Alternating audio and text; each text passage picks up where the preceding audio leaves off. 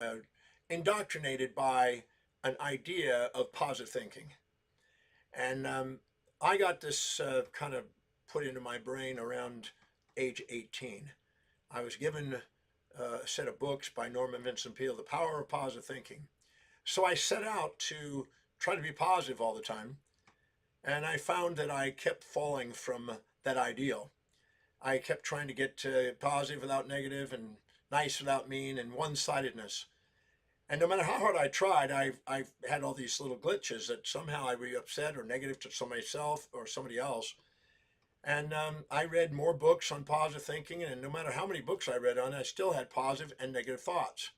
So I decided to go and actually meet with people who were the leaders in the positive thinking movement. So I actually went and watched Norman Vincent Peale.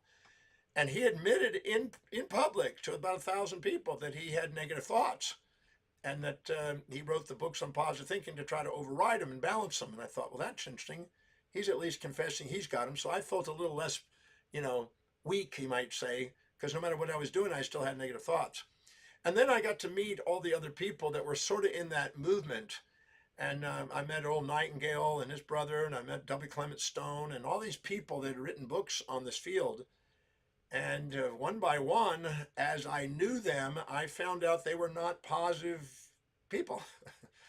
I mean, I saw them yelling and screaming, and I saw them upset, and I saw them in legal suits, and one was suicidal. And I thought, whoa, this is shattering my myth that people are getting there. And I thought this is somehow hypocrisy. So I started to do a research project at age 28. 10 years of trying to be a positive thinker, and no matter what I did, I still had positive and negative thoughts. And and I met pretty well the top 30 people in the field of positive thinking promotion, and not one of them had one-sidedness. They had both sides, and it wasn't hard to see. So I started doing a research project, and I monitored. I took the most positive words in the English language, and I created the most positive statements, and I started to affirm them 108 times a day. So I was saying 108 sets of 5 to 6 quotes a day that were positive to try to affirm that in my mind. I tried all kind of gimmicks to try to stay positive, and I monitored this and charted this on a day-by-day cycle forecasting form that I called it. And I printed a book called The 2000 Quotes the Wise, a day-by-day guide to inspirational living, just on positive statements to try to increase the positivity, because I want to know once and for all, is this real or not? And then I realized after 2 years of literally affirming, you know, 600 to 1,000 times a day positive statements and monitoring in the 7 areas of my life what was going on in my life as honestly as I could, I realized that I had both positive and negatives no matter what I did. And I thought that this is a farce. And you know, it's interesting, in chemistry, we're looking for a balanced equation. In physics, we're looking for a balanced equation. And in physiology, we have homeostasis. And in psychology, we have homeostasis. We have moral licensing effects to get us back into equilibrium. So the more I studying the brain and physiology and psychology and normal endocrinology, I realized that it was an illusion to try to get a one-sided world. And then I thought, well, then if there's no way I'm going to get both sides, I'm not going to get a one-sided world. And as the Buddha says, the desire for that which is unobtainable and the desire to avoid that which is unavoidable is a source of human suffering. So I thought, I finally got this aha, the realization after doing all the research that I need both. You need support and challenge. If you get over supported, you become juvenilely dependent. If you get overly challenged, you become precociously independent. You put the two together, you get maximum growth. You need positive and negative.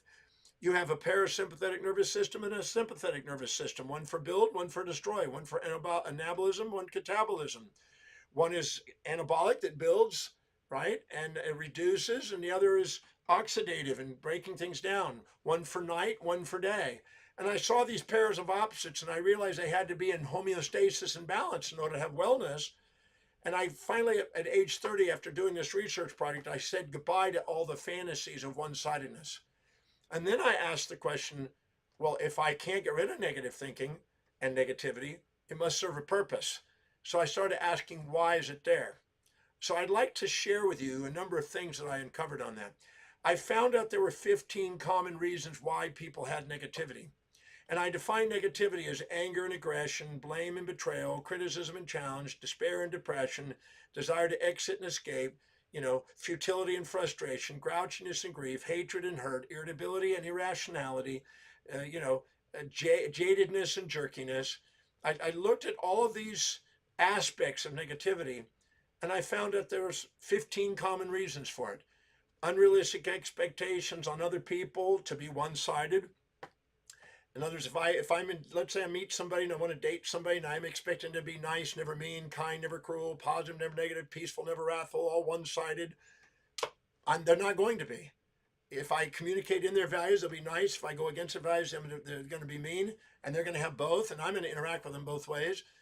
And then I realized that if I have an expectation like that, I'm going to be angry at them and feel betrayed by them. So it had nothing to do with their behavior. It had everything to do with my expectation on their behavior. So if I have an unrealistic expectation for them to be one-sided, that's the source of my negativity. If I have an unrealistic expectation on them to live in my values, they have their own values. If I expect them to live in my values, I'm going to have the ABCDs of negativity. If I expect them to be one-sided and live in my values, the combination of those two, that's a third delusion.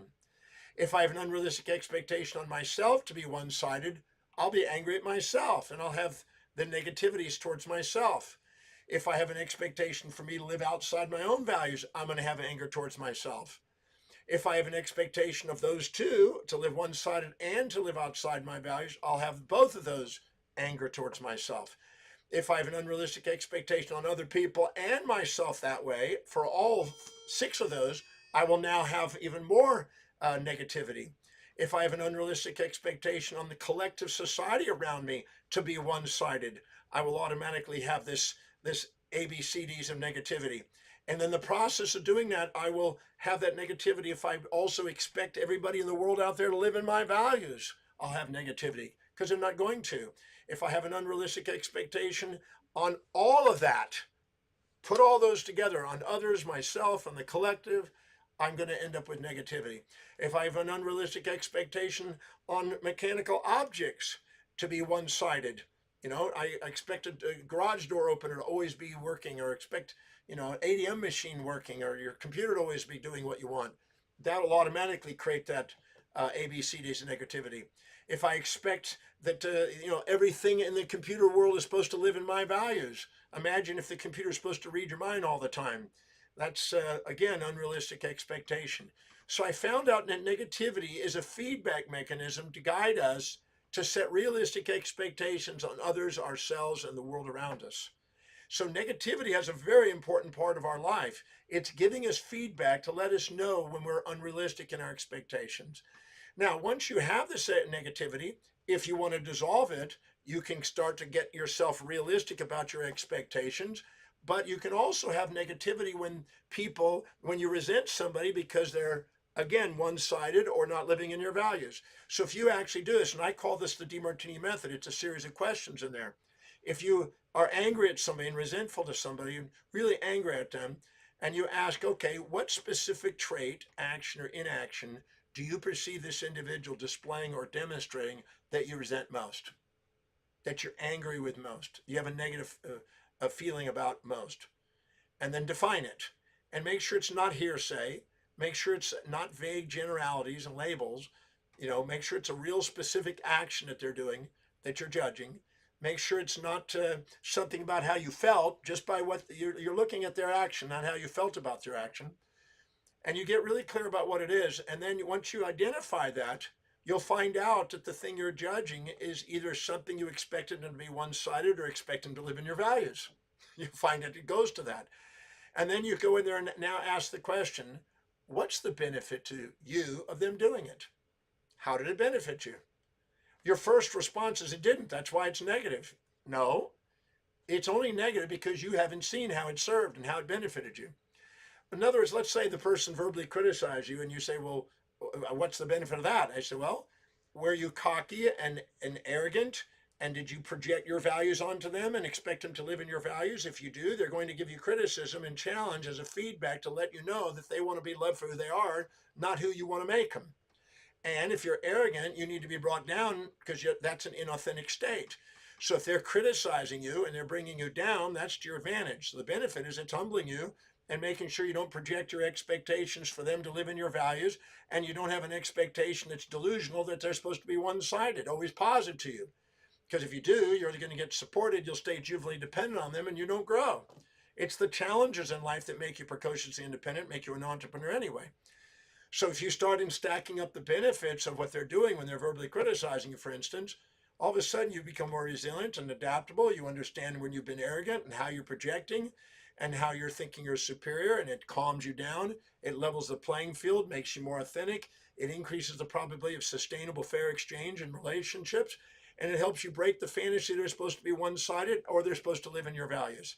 And so then what happens is when you stack up the benefits, once the benefits equal the drawbacks, your resentment and your anger goes away because you've dissolved the unrealistic expectations that drove it. Now, if you go on the other side and ask the question, if they were the way you hoped they would have been in the moment they did the trait that you disliked, if they did the opposite, the fantasy, the way you wished they would have been, what would have been the drawback? Because sometimes people have a fantasy that people are supposed to be nice and never mean, and kind and never cruel, and they're supposed to be living in my values, not their own. And as long as you live in that fantasy, if you don't find the drawbacks to the fantasy, you keep projecting that fantasy on other people, and they can't live up to it, and you set yourself up for the negativity. Your negativity is your feedback mechanism to let you know that you're projecting unrealistic expectations on life. Because when you set realistic expectations and real objectives, if I expect you to live in your values, I won't be betrayed. If I expect you to live in mine, I've set myself up for anger, and I'll be betrayed. If I expect you to be one-sided, I'm going to feel angered because you're not going to be. But if I expect you to be both-sided and nice and mean and kind and cruel, depending on how I've interacted with you, I have a realistic expectation. If I'm communicating and nice and supportive of your values, you'll probably treat me openly. If I go against your values and challenge you, you'll probably be aggressive to me. That's life. I'm not one-sided. You're not one-sided. Life's not one-sided. So the negativity is a feedback mechanism guiding you to help you rebalance your life and put yourself back into realistic expectations. So I went on this journey about positive thinking, and I found it was futile. I don't waste my time on it. I think it's childish. It's the opium of the masses. It sells to people. And it doesn't, you don't live it. It's just an ideal that you think you're going to live, fantasize about it. And I can easily point it out. And I ask people, how many of you still have negative thoughts and negativity? And they all put their hands up. Everywhere I go, I've seen that. So it's delusional to think you're going to be a one-sided human being. It's delusional to think you're going to be, living in somebody else's values. When you're infatuated with somebody, you try to live in people's values, but within a short period of time, you eventually go back to your own. So every decision you make is based on what you believe will give you the greatest advantage or disadvantage to your own values. So don't try to live in a fantasy you're going to live in somebody else's values or others are going to live in your values. Honor each other by communicating what you value in terms of what they value. When you can communicate that and practice that, that's the ultimate sales and caring process. And then you end up getting what you want by helping other people get what they want. That works. Anything else pretty well is feedback to let you know you're going to get the ABCDs of negativity, or they're going to get the ABCDs of negativity to let you know what's not working. The ABCDs of negativity are feedback mechanisms to let you know you have unrealistic expectations projected or injected, and you're expecting something that's not happening, not going to happen, not designed to happen. And when you do, you now set yourself up, and the negativity is your feedback. And the same thing, if you have this idea that people are supposed to be always one-sided, you're going to be let down. So I gave that up at age 30. From 18 to 28, I tried to be a positive thinker. I tried to promote that, and I felt like a moral hypocrite because I wasn't living it. And I met all these people that were also moral hypocrites, and they weren't living it. And so I thought, this is ridiculous. Why would I go and promote something and teach something that BS is not sustainable? Now I'd rather give people a reality and ground them so they can love and appreciate themselves and have realistic expectations on themselves. And your negativity is your feedback to let you know whenever you're not having realistic expectations. So it's not an enemy. It's not your thing to be evil. It's not something, oh my God, I did this, I had negative thoughts. It's a feedback. It's trying to guide you on how to master your life and how to be authentic and how to communicate what you value in terms of what other people value, and by asking the questions. Now, the questions I gave you comes from the Demartini method. It's a method I've been developing since I was 18 and for 51 years. It's a thing I teach in the breakthrough experience. That's why I tell people come to the breakthrough experience. I can save them an enormous amount of time. If you're sitting there catching up and beating yourself up or being angry at other people and having all these emotions, they're not necessary. They're feedback systems. And I can show you exactly what questions to ask and what expectations to try to put into place. My students that come there and they go out with this new perspective, all of a sudden they notice the amount of emotional drama that they were creating in their life subsides. And they know exactly what questions to ask when they end up having these negativity to know exactly where their unrealistic expectations are and how they're designing this for their life. It's amazing when all of a sudden you're aware. It's like liberating. So if you want to sit there and wallow in the fantasy that you're going to be positive and then judge other people for the negativity that you're feeling ashamed that you have, well, that's one thing. But if you'd like to liberate yourself, I have a way of doing it. And then please come to the breakthrough experience where I teach the Demartini method. The question is, again, what specific trait, action, inaction do you perceive this individual displaying or demonstrating that you despise, dislike, or hate most? Then you can go in there and ask, how does it serve you? Go to the moment where and when they're actually demonstrating this, and how is it serving you? And then, if at that moment they had done exactly the opposite, the way you fantasize and wish they'd have been in that moment, what would have been the drawback? Because as long as you have a fantasy and an unrealistic expectation, you're going to end up with the ABCDs of negativity to try to guide you back to realistic expectations that are objective, according to real values, so you can master the art of human behavior.